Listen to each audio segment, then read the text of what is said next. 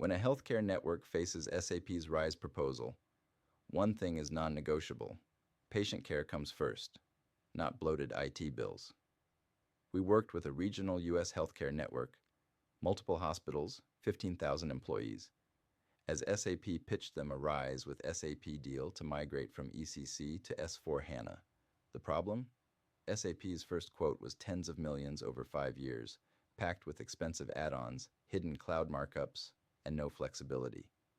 For a nonprofit healthcare system, that kind of contract would bleed money away from patient services. On top of the cost, the standard RISE agreement was rigid.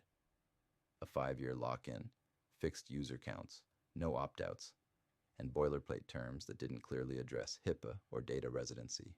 Even worse, SAP's full user equivalent model risked over-licensing hundreds of occasional users, like doctors who only needed basic access. That's when Redress compliance stepped in. We dissected the RISE proposal line by line, right-sizing every license and stripping out modules with no clinical or business value. By ensuring occasional users weren't billed as expensive power users, we immediately identified over 25% in savings potential. Then, we brought healthcare benchmarks to the table, showing SAP that peer hospitals were getting significant discounts and flexibility. We also made it clear the client had options, extending ECC or using third-party support, which gave them real leverage. Most importantly, we rewrote the contract to add flexibility and compliance guarantees.